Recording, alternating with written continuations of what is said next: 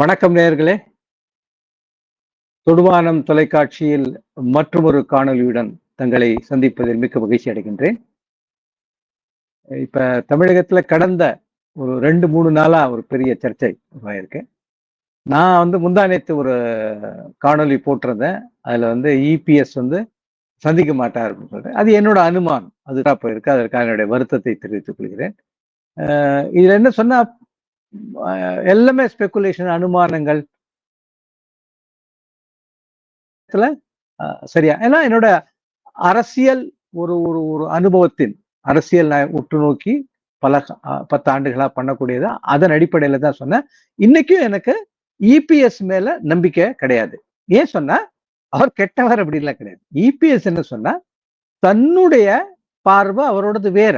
அவருக்கு பாரதிய ஜனதா கட்சியோட கூட்டணி அமைக்கிறத விட விஜயோட கூட்டணி அமைச்சு அதோட பாமக, தேமுதிக போன்ற கட்சிகள் வேறு கட்சிகளை கொண்டு வந்தாலே அவர் கரை சேரலாம் அப்படின்னு சொல்லிட்டு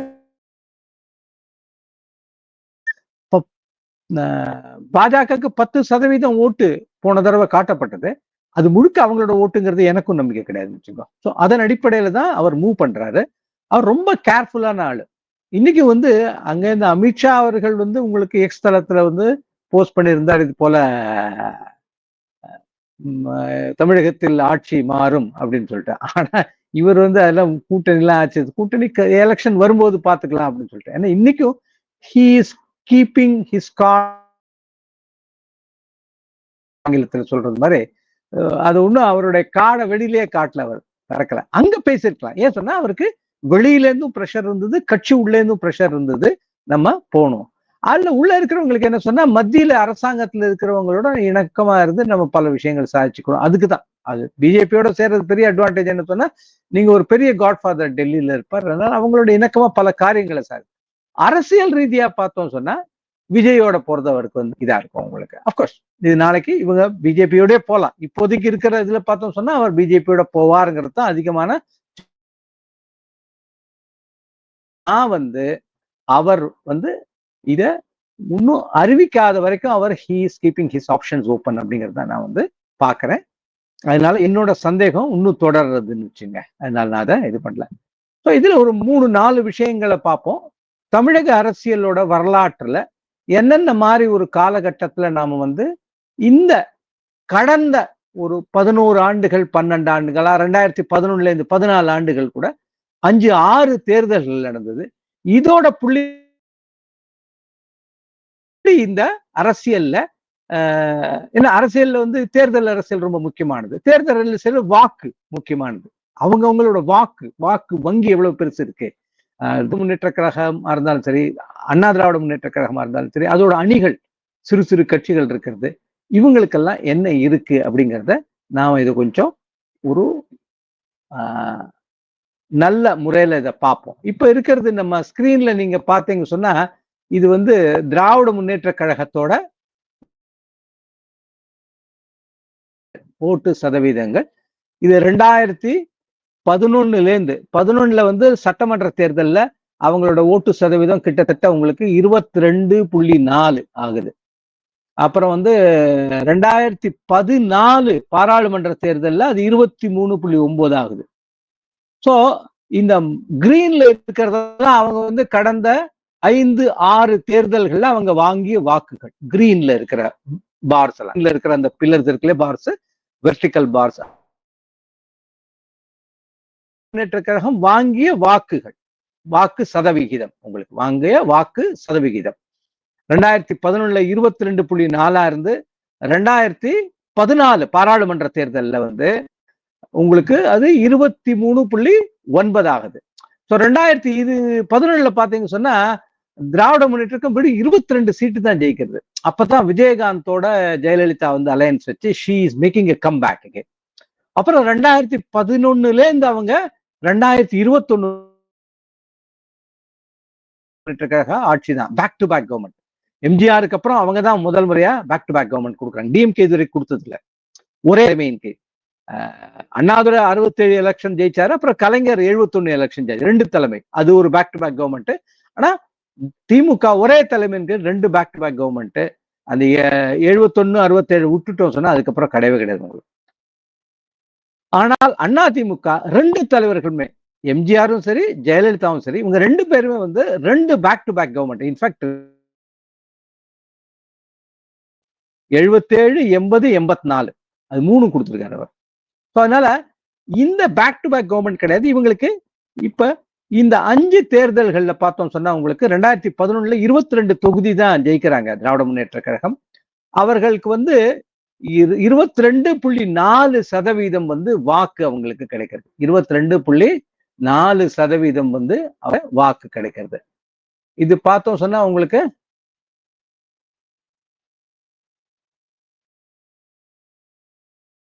22.4%. 2014 போனோம் சொன்னா 2014 தமிழ்நாட்டுல மும்முனை போட்டி. ஒரு விதத்துல சொன்னோம்னா 4 முனைன்னு சொல்ல முடியாது, மும்முனை தான் அது உங்களுக்கு. என்டிஏ தலைமையில ஒரு கூட்டணி இருந்தது.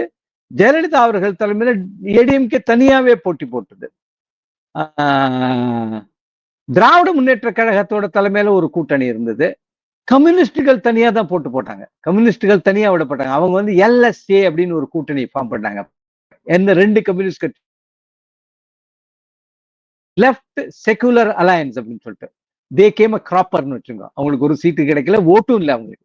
ரொம்ப கீழே. அவங்களோட உண்மையான ஓட்டு 0.6%, 0.7% இதான் அவங்களோட உண்மையான ஓட்டு. அந்த அளவு தான் கிடைச்சது உங்களுக்கு. காங்கிரஸ் தனியா நின்னது. காங்கிரஸுக்கும் நிறைய ஓட்டு கிடைக்கல. 4.4% அந்த ஓட்டு தான் கிடைச்சது காங்கிரஸ். யாருக்குமே சீட்டு கிடைக்கும். 37 சீட்டு ஜெயலலிதா அவர்கள் வென்றார்கள். 2 சீட்டு என்டிஏ ஜெயிச்சது. என்டிஏ அப்ப வந்து ஒரு புது முயற்சி. பொன்னார் வந்தப்ப தலைவரா இருந்தாரு. ஒரு நல்ல முயற்சி அது. இது ஒரு வர காலத்துல ஒரு நல்லா இருந்திருக்கும். அப்புறம் பதவிக்கு வந்தாச்சு. தமிழ்நாடுக்கு வந்து ஒரு லீஸ்ட் அட்டென்ஷன், ரொம்ப கம்மியான ஒரு ஒரு கவனம் தான் இங்க கொடுப்பாங்கன்னு வச்சுங்க. ஏன்னா இங்க இருந்து ஒண்ணும் நடக்கிறது இல்லை. அதனால வந்து கம்மியா தான் கொடுப்பாங்க. ஸோ 2014 டிஎம்கேக்கு ஒரு சீட்டு கூட கிடையாது. வெறும் 1.5% ஓட்டு இன்க்ரீஸ் பண்றாங்க. 23.9 போறது. அதுக்கப்புறம் அவங்க வர்றது வந்து 2016 இதுக்கு வராங்க, அசம்பிளி எலெக்ஷன்ல. அப்போ வந்து ஒரு புது ஒரு அலையன்ஸ், ஒரு 3வது அணியா 2014 பார்த்தோம் சொன்னா 5 முனை கூட சொல்லலாம். இப்ப இது லெப்ட் பார்ட்டி அவங்க எல்எஸ்ஏ எல்லாம் சேர்த்தோம், காங்கிரஸ் தனியா அப்படின்னு சொல்லிட்டு. அப்கோர்ஸ் மேஜரா வந்து 3 முனை தான் இருந்துன்னு வச்சுக்கோங்க. இவங்க எல்லாம் கொஞ்சம் ஓட்ட பிரிச்சாங்க. மேஜரா 3 முனை. 2016 வரும்போது ஜெயலலிதா தனியா போனாங்க. அவங்க கட்சி தனியா போச்சு. திராவிட முன்னேற்ற கழகம் இதுக்கு முன்னாடி தனியா ஒரே ஒரு தடவை போயிருக்கு உங்களுக்கு. நான் அந்த சரித்திரத்தை நான் அப்புறம் சொல்றேன் உங்களுக்கு. நான் ஒரே தனியா போயிருந்தாலும் வெற்றி கிடைக்கல அவங்களுக்கு. திராவிட முன்னேற்ற கழகம் கூட்டணி முழுவதும் வெற்றி எப்பவுமே அடையாது. அதனால அவங்க கூட்டணி வந்து அதை கெடுக்க மாட்டாங்க. அவங்க நடுவில் ட்ரை எல்லாம் பண்ணி பார்த்தாங்க. ஸோ 2016 வந்து அவங்க கிட்டத்தட்ட ஒரு 8% ஓட்டு வந்து அதிகமா பெறாங்க. 8.2%. சீட்டும் வந்து 22 89 சீட்டுக்கு போறது 2016. ஜெயலலிதா அவர்களும் இவங்களும் தான் திராவிட முன்னேற்ற கழகம். இது ரெண்டும் சேர்த்து தான் மேக்சிமம் சீட். அவங்க 230 சீட்டுக்கிட்டே அவங்க வந்துடுறாங்க. அது மாதிரி வரும். அது பின்னாடி கிராஃப் வரும், நீங்க பார்க்கலாம் அதுல. ஸோ அது முடிஞ்சாச்சுன்னா அப்போ வந்து என்ன சொன்னா 8.2% அதிகமா. ஸோ முதல் தேர்தல் 2014 திராவிட முன்னேற்ற கழகம் பிளஸ் ஓட்டு கிடைச்சிருக்கு 1.5%.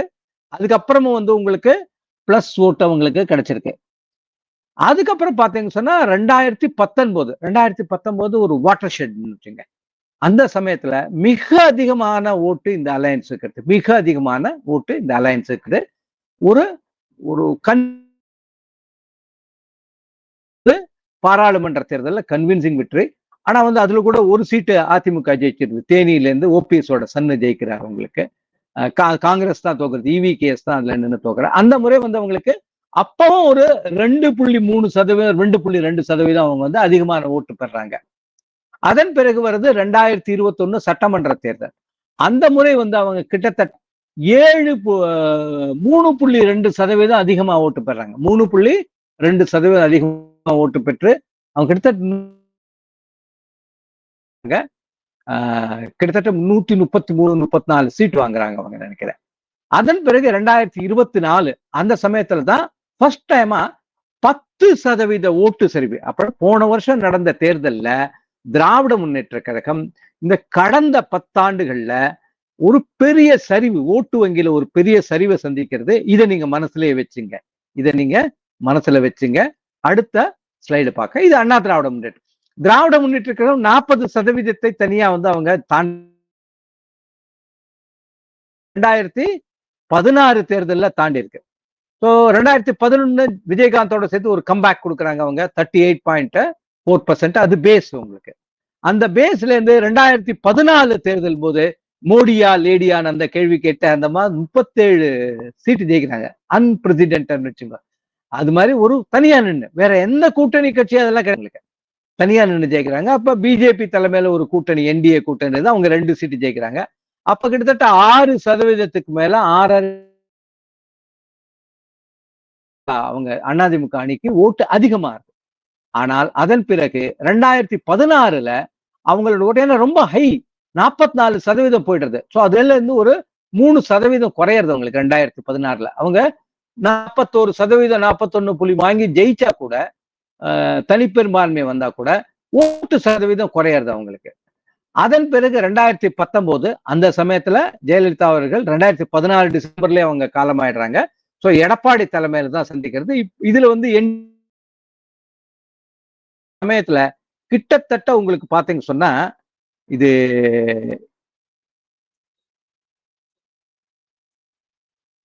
கிட்டத்தட்ட உங்களுக்கு 20% மேல உங்களுக்கு 23%, 22.6% உங்களுக்கு வந்து ஓட்டு குறையுது. ஹியூஜ். ஜெயலலிதா இருந்த போது 96ல அவங்களுக்கு அது மாதிரிலாம் குறைஞ்சது. ஆனா எடப்பாடியோட இது வந்து கரிஷ்மா கிடையாது இல்லையா? என்னதான் இருந்தா எம்ஜிஆரும் ஜெயலலிதா ஆக முடியாது எடப்பாடி கட்சி. ஆனா வந்து 2021 போது என்ன ஆகுதுன்னு சொன்னா, அவர் கிட்டத்தட்ட உங்களுக்கு 14.8%, 15% ஒரு இன்க்ரீஸ் கொடுக்கிறார்.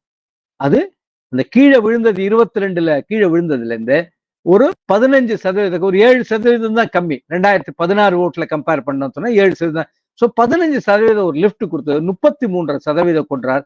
கிட்டத்தட்ட இப்ப இருக்கிற சட்டமன்றம் அதுலதான் 60 சீட் அவங்க ஜெயிக்கிறாங்க. அவங்க அலையன்ஸுக்கும் கிட்டத்தட்ட 70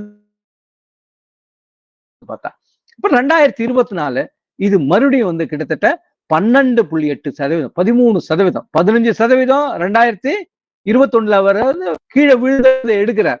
உங்களுக்கு அதுக்கப்புறம் என்ன சொன்னா, இப்ப 13%, 12.8% இது குறையிறது அவருக்கு.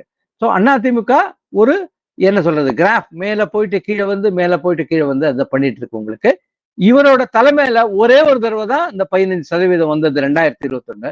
அதுல இருந்து ஒரு பின்னணி தகவல் என்ன சொன்னா, உங்களுக்கு சட்டமன்ற தேர்தல்னா அவங்க பாராளுமன்றத்துல வாங்கினதை விட ஓட்டு, அதுக்கு 2 காரணம். ஒண்ணு என்ன சொன்னா, அவங்க அதிகப்படியான இடங்கள்ல போட்டி போடுவாங்க. ஒண்ணு. 2வது வந்து மக்களே சாதாரணமா அவங்களுக்கு சட்டமன்றம் சொன்னா திமுகக்கு ஒரு ஆல்டர்னேட்டா, திமுக ஒரு மாற்றா அதிமுக கூட்டம் பாக்குறாங்க மக்கள். அதனால அது வரும். இது ஒரு பின்னணி காரணம்.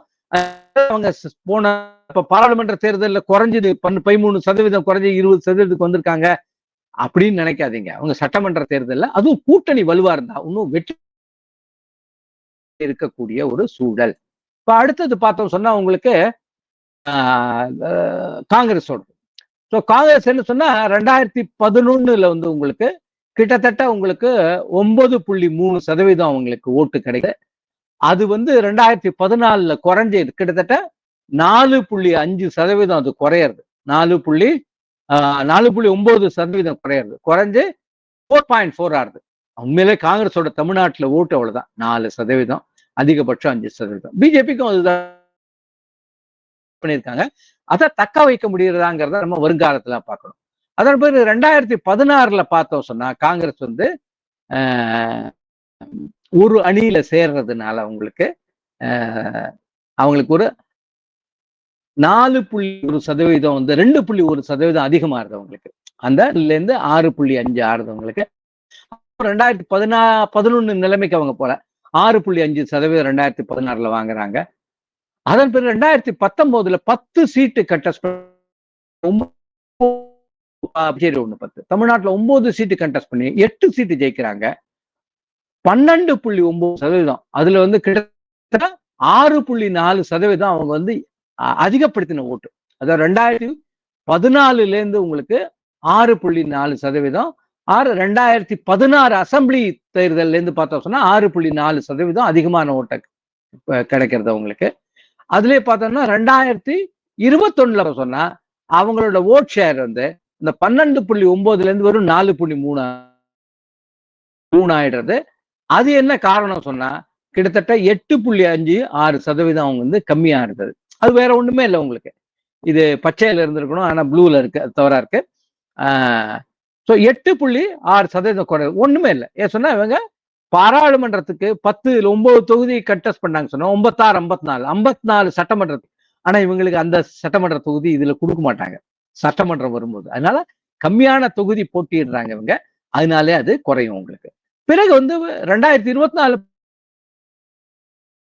8% அப்போ அவங்களுக்கு வந்து கிட்டத்தட்ட 6.5%. கடந்த பாராளுமன்றத்தை சேர்த்ததை விட இல்ல, அது தவறா இருக்கு. இது 6.5 கிடையாது. இது 12ல இருந்து பார்த்தோம் சொன்னா உங்களுக்கு 2.1% தான் இருக்கணும் இந்த கிராஃப்ல. இது தவறு. 2.1% உங்களுக்கு குறைஞ்சிருக்கு உங்களுக்கு. ஸோ காங்கிரஸ் கடைசியா வந்ததுல 2.1% குறைஞ்சிருக்கு. இதுக்கு அடுத்து பார்த்தோம்னா பிஜேபி. ஸோ பிஜேபியோடது என்ன சொன்னா 2011 2.2, 2014 வந்து அது 5.5%. அவங்க 9 சீட்டோ என்னமோ கண்டெஸ்ட் பண்றாங்க. 8 சீட்டோ 9 சீட்டோ. ஒரு சீட் அவங்க வந்து அவங்க வேட்பாளர் வந்து மனுவே தாக்கல் பண்ணல. குருமூர்த்தி அப்படின்னு சொல்லிட்டு நீலகிரியில. அது ஒரு பெரிய கான்ட்ரவர்சி ஆச்சுன்னு வச்சுங்க. வேட்பாளர் மனுவை தாக்கல் பண்ணாம அது பல பின்னணி இருக்குன்னு வச்சுங்க அதுக்கு. ஸோ அது அந்த தொகுதி அவங்களுக்கு ஒரு தொகுதியே இல்லாம போயிடுது அவங்களுக்கு. அது கண்டெஸ்டே பண்ணாம போயிடுது எடுத்துட்ட தொகுதி கூட. அப்போ வந்து 2014 பார்த்தோம் சொன்னா 2011 இருந்து 5%, 3.3% அதிகமான ஓட்டு கிடைச்சிருக்கு. அதன் பிறகு 2016 பார்த்தோம் சொன்னா 2.9% வந்துருது. ஸோ அப்ப பார்த்தோம் சொன்னா உங்களுக்கு இன்னும் கம்மியாருது ஓட்டு. அவருக்கு வந்து ஓட்டு பிஜேபிக்கு கம்மியாருது. 2.9னா 2.6% குறையிறது. 2019 மறுபடியும் கூடும்போது என்ன சொன்னா 0.8% தான், 3.7% ஆகுது. 0.8% தான். அதுல அவங்க எதுவும் தேர்தலில் ஜெயிக்கவும் இல்லை. அது 2021 வந்து அவங்களுக்கு குறையிறது. இந்த 3.7 குறைச்சோம் சொன்னா 2.1%, 1.1% குறைக்கிறது. 2020 பெரிய ஜம்ப் 11.4%. இது வந்து பினாமினல். அவங்களுக்கு பிஜேபி எப்பவுமே இந்த மாதிரி ஓட்டு கிடைச்சதே கிடையாது. அதுல கிட்டத்தட்ட 10.3% அவங்களுக்கு வந்து அதிகப்படியா கிடைச்ச ஓட்டு. இது முழுக்கவே அவங்களோடதா அப்படின்னு சொன்னா அது கிடையாது. உண்மையில வந்து அது கிடையாது. தெற்குல வந்து இவருக்கும் ஓபிஎஸ்க்கும் நம்ம டிடிவி கிடைச்சது. ஏன்னா அவங்க ஓட்டு இன்னும் கீழே சரிஞ்சது. அப்புறம் நல்ல 5 கட்சியை சேர்ந்தவங்க, நம்ம ஜான் பாண்டியனா இருக்கட்டும், ஏசி சண்முகமா இருக்கட்டும், அப்புறம் புவேந்தரா இருக்கட்டும், இவர் தேவநாதன் யாதவா இருக்கட்டும், இந்த மாதிரி ஒரு 5-6 பேர் வந்து என்ன பண்ணாங்க சொன்னா பிஜேபி சிம்பல்ல கண்டெஸ்ட் பண்ணாங்க. அவங்க கிட்டத்தட்ட 23 தொகுதிகள் கண்டெஸ்ட் பண்ணாங்க வச்சுக்கோங்க. 18 தொகுதியில அவங்க 5 பேர் வந்து அவங்க கட்சிக்காக வேற்று கட்சியில இருந்து பிஜேபி சிம்பல்ல நின்னவங்க. அதனாலவும் but anyway that will be considered. உங்களுக்கு பிஜேபியோட ஓட்டுன்னு தான் அது கன்சிடர் ஆகும். நாளைக்கு இவங்க தனியா இங்க நின்னா தான் அவங்களுக்கு உண்மையான இது வரும். இது பிஎம்கேயோட என்ன சொன்னா தமிழ்நாட்டுல வந்து எப்பவும் ஒரு கான்ஸ்டன்ட் ஓட் ஷேர் வச்சுட்டு இருக்கிறவங்க பிஎம்கே. ஆனா பிஎம்கேயோட அரசியல் எதிர்காலம் அவர்கள் கட்சியை சரி செய்யவில்லை என்றால் பெரிய கேள்விக்குறியாகும் வச்சுங்க. அவங்க வந்து இந்த முறை 0.5%, 6% அதிகமாயிருக்கு. ஆனா வந்து 2021 1.7%. அப்ப அவங்களுக்கே 20 ஜெயிச்சாங்க அவங்க. அதனால வந்து பிஜேபிக்கு அவங்களுக்கும் 2-3 சீட்டு டிஃபரன்ஸ்ல தான் வந்து குத்த சீட்டே அது மாதிரி தான்.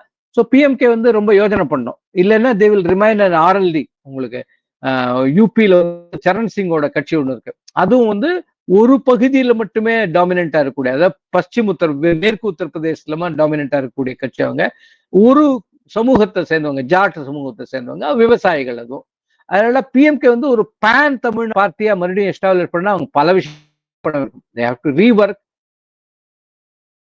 அவங்க 16ல ஒண்ணு பண்ணாங்க, நல்லாதான் இருந்தது, இல்லைன்னு சொல்ல மாட்டேன். பட் இன்னும் நிறைய பண்ணும் வச்சுக்கோங்க. அவங்க they have to do it differently அப்படிங்கிற வேண்டுகோள், என்னுடைய கருத்து, தாழ்மையான கருத்து. ஸோ இந்த டிஎம்டிகேவும் பெரிய இது. அது 2006 2009 10% ஓட்டை திட்டுது, 8%, 10%.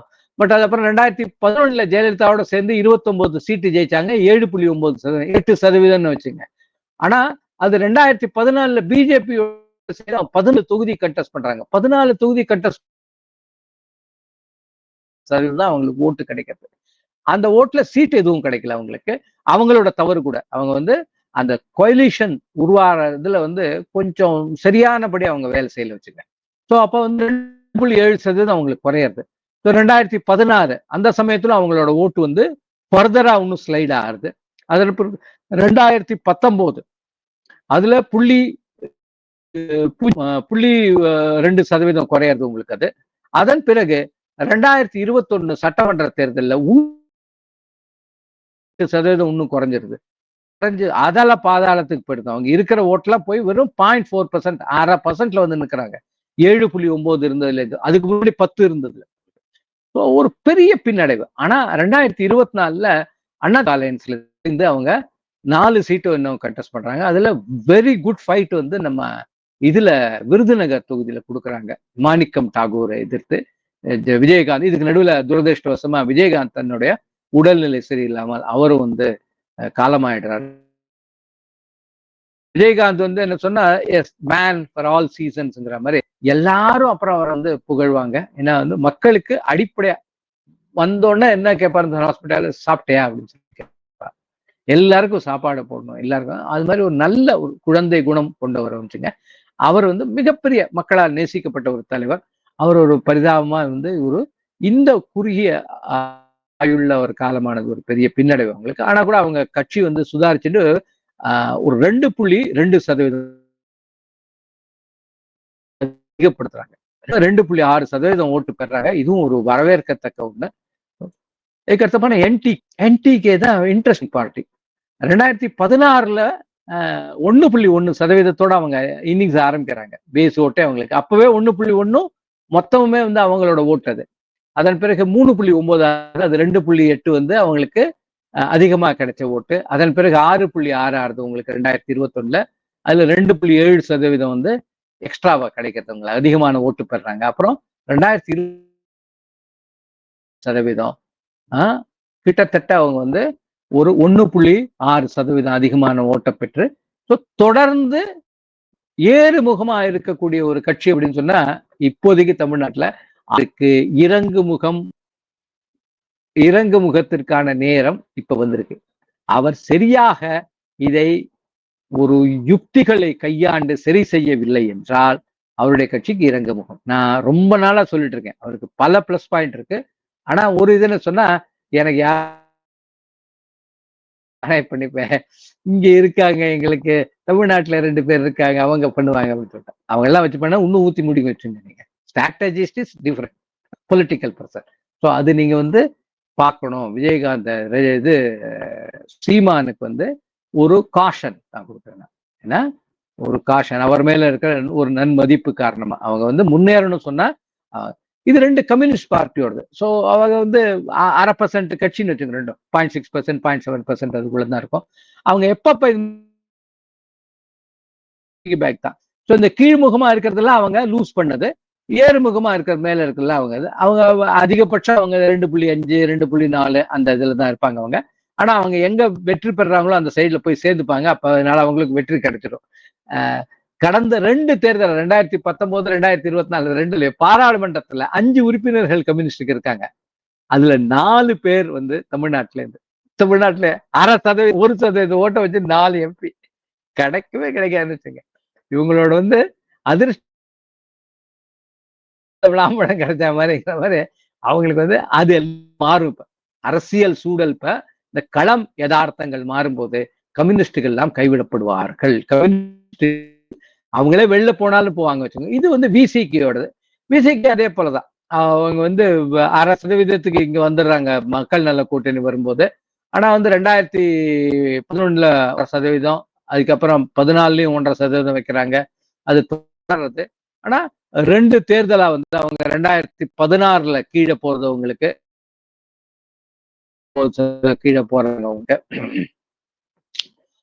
0.7% கீழே போறாங்க. அது பிறகு சுதாரிச்சுன்னு 1.2% 2019 வருது. அதை அப்படியே மெயின்டைன் பண்றாங்க. இருந்தாலும் இப்ப 2024ல மறுபடியும் 1.3% வந்து அவங்க ஒரு மாதிரி மெயின்டைன் பண்ணிட்டு இருக்காங்க. ஆனா அவங்களுக்கு வந்து இந்த திமுக கட்சிக்குள்ள இருக்கிறது பெரியது. இது IUML அவங்கள எப்பவுமே ஒரு சீராக இருக்கக்கூடிய அவங்களுக்கு ஒரு சீட்டு வாங்குவாங்க. அந்த காலத்துல எல்லாம் எனக்கு தெரிஞ்சு அப்துல் சமத்னு இருந்தார் சார். அவர் வந்து வேலூர்ல இருந்து கண்டெஸ்ட் பண்ணுவார். அதுதான் ஒரு சீட் அவங்க வச்சுப்பாங்க.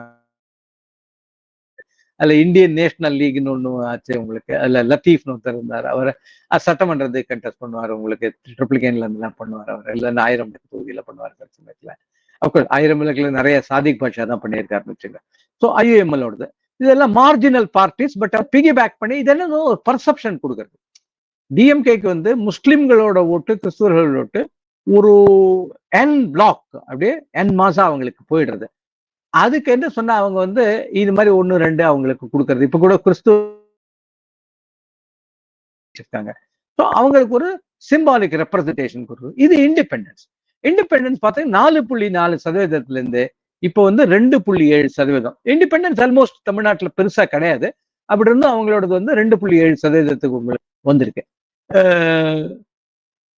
இண்டிபெண்டன்ஸ்னால இப்ப இந்த 2.7% கிட்டத்தட்ட ஒரு சதவீதம் வந்து உங்களுக்கு நம்ம இது OPS ஓடுது.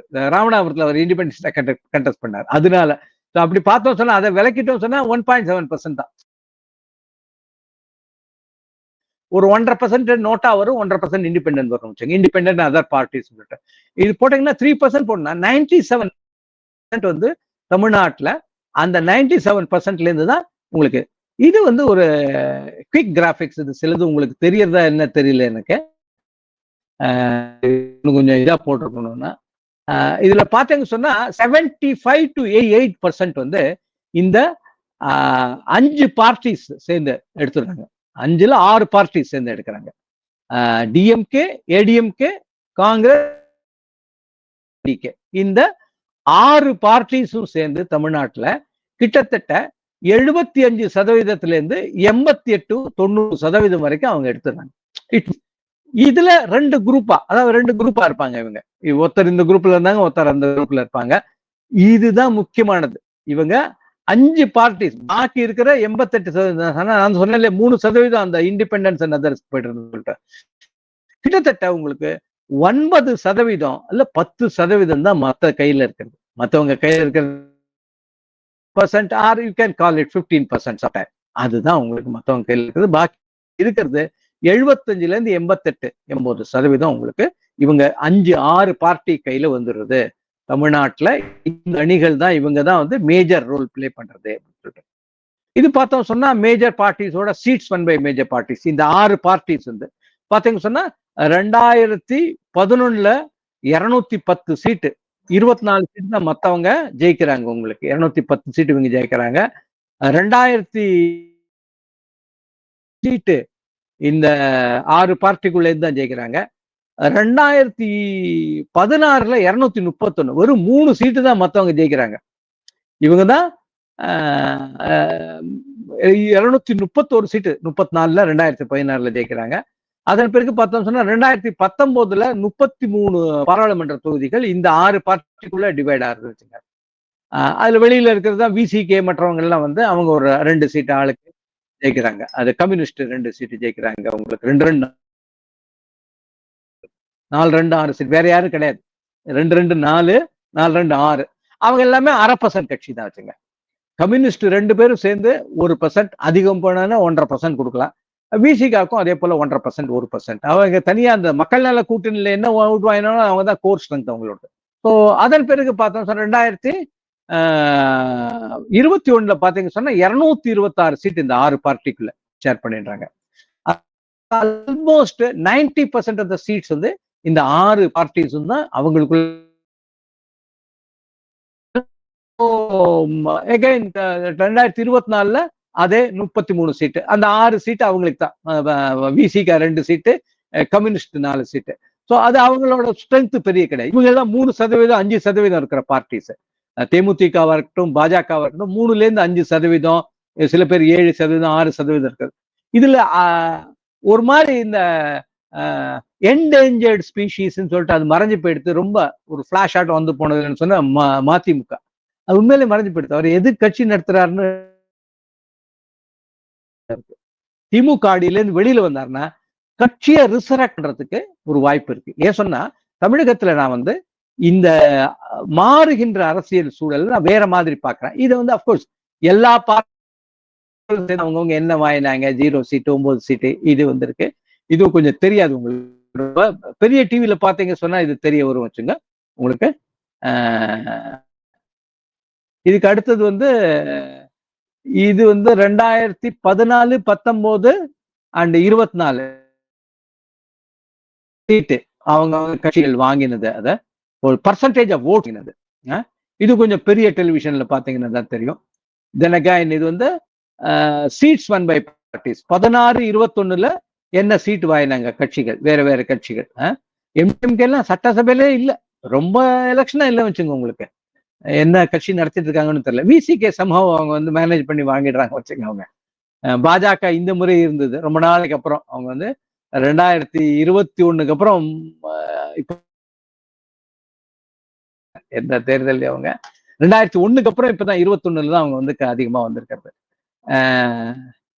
So this is votes polled by parties இந்த சட்டசபை தேர்தல் உங்களுக்கு.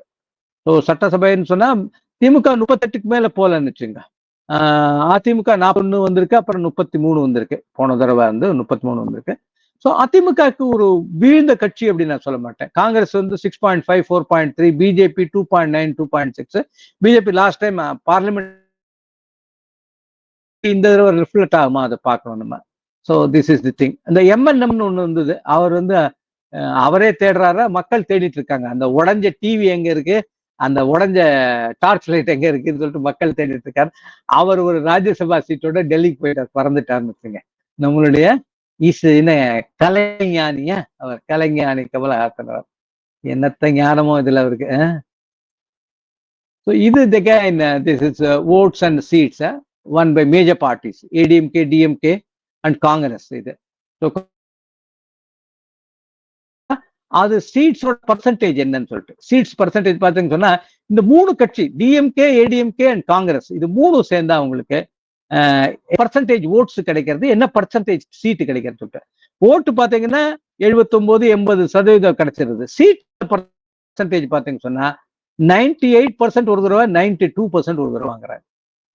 பின்னாமினல் வச்சுங்க. 3 பார்ட்டி சேர்ந்து மொத்த சீட்ல 98% சொன்னா என்ன பண்றது உங்களுக்கு? சோ இங்க எல்லாமே அலையன்ஸ் தான். தமிழ்நாடை பொறுத்த மட்டும் அலையன்ஸ் கட்டமைக்கிறாங்களோ, ரெயின்போ அலையன்ஸ், அவங்க வந்து வெற்றி கனியை எடுத்து செல்வார்கள். இதுல வந்து உங்களுக்கு I will remove the slides. So இப்ப one second.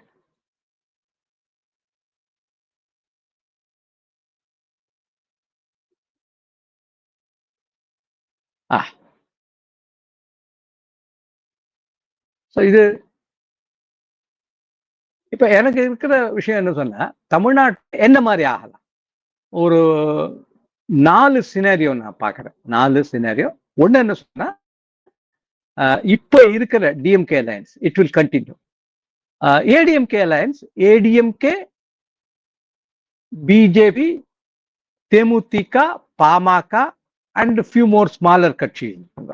இப்ப பிஜேபி அலையன்ஸ்ல இருக்கிறவங்க டிடிவி அதுல இருப்பாரு உங்களுக்கு. இந்த ஜான் பாண்டியன் போன்றவங்க அவங்க எல்லாம் பிஜேபி சிம்பிள்லயே போட்டிட்டுருவாங்க. அவங்க கட்சிகள் எல்லாம் உள்ளுக்குள்ள வரும். ஓபிஎஸ்க்கு எங்கேயாவது அகாமடேட், அதிமுகக்குள்ளேயே அகாமடேட் பண்றாங்களா சொல்லிட்டு. It will be a formidable alliance. It will be a formidable alliance. இதுல ஏதாவது சின்ன சின்ன கட்சிகள், 1% கட்சிகள் நிறைய இருக்கு தமிழ்நாட்டுல. அது யாரா இப்போ இந்த கொங்கு நாடு மக்கள் கட்சின்னு இருந்தது, கொங்கு மக்கள் கட்சி இருந்தது, கேஎம்கே 1% வரைக்கும் வந்தாங்க. 1%, 1.25% வரைக்கும். அது கட்சியை 2ஆ உடைஞ்சது. அப்புறம் இல்லவே இல்லை. இந்த 20 ஆண்டுகளுக்குள்ள நடந்து முடிஞ்சது. மதிமுக அது ஒரு பக்கம், அது என்ன பண்ண போறதுங்கிறத அதுவும் பார்ப்பாங்க. ஸோ இந்த குரூப் வந்தாலே இது ஒரு ஃபர்மிடபிள் லெவல். இதுல மூணா நம்ம விஜயோடது. அவர் தனியா கண்டெஸ்ட் பண்ணலாம், ஒரு சிறு கட்சிகள் ஒரு 4-5 சேர்த்தும் கண்டெஸ்ட் பண்ணலாம், ஒரு சினாரியோ. சீமான் அவர் தனியா கண்டெஸ்ட் பண்ணலாம், இது ஒரு சினாரியோ. ஸோ இதுல வந்து 4 கார்னர் கண்டெஸ்ட் அப்படிங்கிற மாதிரி ஆயிடும் உங்களுக்கு. இப்படி இல்லாம வந்து சீமான் இவங்களோட சேர்றாங்க, அதாவது பாஜக, அதிமுக இந்த அலையன்ஸ் சீமானும் சேர்றனா இட் இஸ் அது வந்துருச்சுன்னா முடிஞ்சது உங்களுக்கு. ஆனா அது சீமானுக்கு நல்லது கிடையாது. இத்தனை நாளாக தனியாக சென்று இந்த 8.2% கொடுத்தாருன்னா அவர், அதாவது தமிழ்ல பழமொழி சொல்லுவாங்க, வெண்ணெய் திரண்டு வரும்போது பானையை உடைச்ச கதையாயிடும். அது பண்ணக்கூடாது அப்படின்னு சொல்லுவேன். ஏன்னா தமிழ்நாட்டுல ஒரு ஆர்கானிக்கா வளர்ந்து வர ஒரு கட்சியா நான் பாக்குறேன். அவர்கிட்ட சில குறைபாடுகள் இருக்கலாம், அதெல்லாம் இருக்கும், எல்லாருக்கிட்டையும் இருக்கும். அதை திருத்தி அவருக்கு சரியான பாதை கொண்டு போறதுக்கு அதை அது பண்ணணும். அப்படி இங்க வந்தாருன்னு சொன்னா அரசியல்ல பண்ணிட்டு இருக்கலாம். இது மாதிரி 20 சீட், 5% ஓட்டு, 8%, 40 சீட், 50 சீட் வாங்கிட்டு பண்ணிட்டு இருக்கலாம். அது அப்புறம் இந்த இந்த அரசியலுக்கு இந்த மாதிரி ஒரு மார்ஜினல் பிளேயரா வந்தீங்கன்னா உங்களுக்கு அது ஒரு பின்னடைவை தான் ஏற்படுத்தும் வச்சுங்க. அது ஆட்சியில பங்கு பெறலாம், எல்லாம் பண்ணலாம், ஆனா அது ஒரு பின்னடைவு தான். ஸோ அதனால நான் அதை வந்து ஆதரிக்கிறேன். ஸோ சீமான், ஸோ அது ஒரு scenario. So ADMK alliance with Seeman ஒரு இது. அப்ப இவர் விஜய் தனியா இருந்து அவர் பண்றார் ஒரு சில ஆட்களை. இப்ப விஜய் வந்து கூட உடையும், விஜய்க்கு கூட உடையும். உடனே என்ன சொன்னா, இப்ப உதாரணமா மதிமுக, விடுதலை சிறுத்தைகள், 2 கம்யூனிஸ்டும் அவங்களே கூட வெளில வரலாம், அவங்களே கூட வரலாம். காங்கிரஸே கூட வரல வரலாம். ஏன் சொன்னா காங்கிரஸ் இன்னைக்கு எல்லா ஊர்லயும் தன்னை எஸ்டாப்ளிஷ் பண்ணிக்கிறதுக்கான முயற்சி பண்ணிருக்கு. இப்ப சமீபத்துல பீகார்ல பெரிய அளவுல இந்த கன்னியாகுமார் பாத யாத்திரை நடத்திட்டு இருக்காரு. சமீபத்துல டெல்லியில பார்த்தோம், இந்தியா அலையன்ஸ்ல இருந்தும் கூட அவர் வெளியில வந்து கெஜ்ரிவால் தோல்விக்கு முக்கிய காரணமா காங்கிரஸ் வாங்கின ஓட்டை சேர்த்தோம் சொன்னா அவங்களுக்கு இன்னும் 4 சீட்டு கிடைச்சிருக்கு. 14 ஒரு 8 சீட்டே கிடைக்கிறதுன்னு வச்சுங்க. ஸோ இன்னும் கொஞ்சம் இதா இருக்கும். பிஜேபி கொஞ்சம், பிஜேபி இன்னைக்கு 50 சீட்டு கிட்ட, 48 சீட்டு கிட்ட வச்சு அது ஒரு ஃபர்மிடபிள் உங்களுக்கு 2/3 மெஜாரிட்டி சொல்லுவாங்கல்ல, ஆல்மோஸ்ட் 2/3 மெஜாரிட்டி வச்சுங்க, ஒரு சீட்டு கம்மியோட தான். ஸோ அதனால காங்கிரஸ் என்ன வேணாலும் பண்ணுங்க, அரசியல் சூழல் மாறுகின்ற சூழலுக்கு ஏற்ப அது நடக்கும். இன்னைக்கு பார்க்கும்போது அந்த பான் ஹோமி அது தொடரும் அப்படின்னு சொல்ல முடியாது. ஸோ அப்படி பார்த்தா சொன்னா காங்கிரஸ் விட்டுருங்க, டிஎம்கேட இருக்காங்கன்னு வச்சுக்கோங்க. இந்த 4 பேர் வரலாம், இல்ல இந்த 2 இவங்க தனியா ஒரு அணியாவும் இருக்கலாம், அல்லது தாவேகாவும்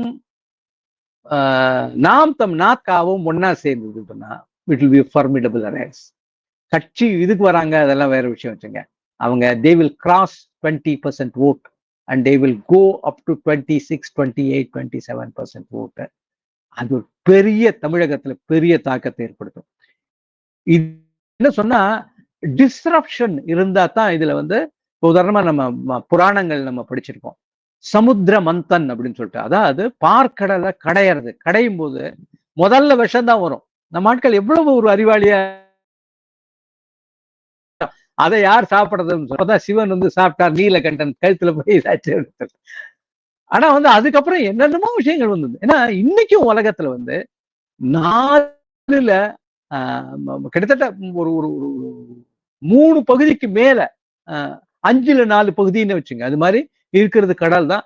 கடல்ல இருந்து தான் நிறைய விஷயம் கிடைக்கும் உங்களுக்கு. கடல்ல இருந்து அவ்வளவு விஷயம் இருக்கு. அது நம்ம புராணங்கள் அப்பயே சொல்லியிருக்காங்க உங்களுக்கு. கடல்ல கடைஞ்சு அதுல இருந்து என்னமோ விஷயம் வந்தது அப்படின்னு சொல்லி, பாஞ்சஜன்யம் வந்தது, இது வந்தது அப்படிலாம் சொல்லிட்டு, சேமன் தகபணியோ சேவன் தகபணியோ அதெல்லாம் வந்து. இப்போ அதனால என்ன சொன்னா, இந்த சேர்னிங் நடந்ததுன்னு வச்சுக்கோங்க, இது ஒரு டிஸ்ட்ரப்ஷன் நடந்தது, அந்த சேர்னிங் மந்தன் நடந்ததுன்னு சொன்னா, அதுக்கு மந்தன் நடக்கிறதுக்கு என்ன சொன்னா, திமுகவது தாவேகாவும் நாத்தாக்காவும் சேர்ந்தால் நடக்கும். இல்ல கொஞ்சம் ஈகோ விட்டு கொடுக்கணும், அவ்வளவுதான். இவர் இந்த பக்கமும் இல்ல அந்த பக்கமும் இல்ல, நடுவுல ரோட்ல லாரி அடிச்சு செத்து போவேன்னு சொன்னார்ல, அதெல்லாம் கொஞ்சம் அதிகப்படியான பேச்சு. அதுல இருந்து அது சரி பண்ணிடலாம், அதை பத்தி ஒண்ணும் பிரச்சனை இல்லை. அதுக்காக வேலை செய்ய ஆட்கள் வேணும்.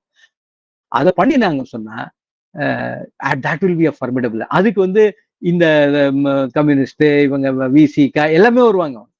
They can be a very very formidable. உண்மையான ஒரு முக்கோணம் அது. திமுகக்கு அவங்களோட உண்மையான ஸ்ட்ரென்த் என்ன நம்ம தெரிஞ்சு போயிடும். 5% 4% தான். திமுகக்கு 20 22% தான். 22 27% தான் அவங்களுக்கு. 30%க்குள்ளதான் வாங்க முடியும். எல்லாரும் விளக்கப்பட்ட இது 3 இதுல வந்து மிகப்பெரிய பிரம்மாண்டமான ஒரு சேர்னி. நான் அதை எதிர்பார்க்கிறேன். வரணும் எதிர்பார்க்கிறேன். நடக்குமா தெரியாது. சோ இந்த 3 இல்லன்னு சொன்னா நான் சொன்ன மாதிரி அதிமுக ஒரு அலையன்ஸ், இவர் நாதாகா தனியா, தாவேகா தனியா, இது போல இருக்கும். அப்ப வரும்போது தாவேகா ஒரு 10% வரைக்கும் ஓட்டு போலாம் அவங்களுக்கு. நாதாகா வந்து அவங்களோட ஓட்டு குறையும் அப்படின்னு தான் நினைக்கிறேன். ஆனா கடந்த முறை கூட குறையும்னு நினைச்சேன். ஆனா அதுலயே நான் போட்டிருந்தேன், என்னோட போஸ்ட்லயே தெளிவா போட்டிருந்தேன். யார் யார் என்ன வாங்குவாங்கங்கிறது கூட வாட்ஸ்அப்ல நான் நிறைய பேருக்கு அனுப்பிச்சிருந்தேன். அதெல்லாம் இப்போ பார்த்தாலே தெரியும். அதுல நான் வந்து எலெக்ஷன்லாம் நடந்துட்டு இருக்கும் போது இத்தனை ஓட்டு போலாகும்னு போட்டிருந்தேன். 4,30,00,000 ஓட்டு போலாம். அதே அளவு போலாச்சு உங்களுக்கு. அதனால இது ஒரு அரசியல் கணிப்புன்னு வச்சுங்க, பழைய புள்ளி விவரங்களை வச்சு. அதனால அப்ப வந்து இவங்க குறையும். ஆனா சீமானுக்கு குறையவும் குறையலாம். அதுல பிராக்கெட்ல போட்டிருந்தேன், இது they may defy my assessment அப்படின்னு சொல்லிட்டு போட்டிருந்தேன். And they can go up to 35 lakhs போட்டிருந்தேன். அதே மாதிரி வாங்கிட்டாங்க. நான் இது என்னோட அசஸ்மெண்ட்லயே போட்டிருந்தேன், அவங்களுக்கு குறையும். ஏன்னா அவங்க ஒரு மாதிரி ஷேக்கியா தான் இருந்தேன், டென்டேட்டிவா தான் அவங்க பண்ற விஷயங்கள் இருந்தது. ஸோ இப்போ கூட அவங்களுக்கு ஒரு ஒரு நெருக்கடி. பாஜக பொறுத்த மட்டும் என்ன இப்ப பாஜக, பாஜக அதிமுக அலையன்ஸ் இப்ப என்ன சொன்னா இந்த 5 முனைன்னு வச்சுப்போம். ஸோ பாஜக அலையன்ஸ் எப்படி ஃபேர்ம் அப் ஆகும், இது ஒரு இன்ட்ரெஸ்டிங் சாப்டர்.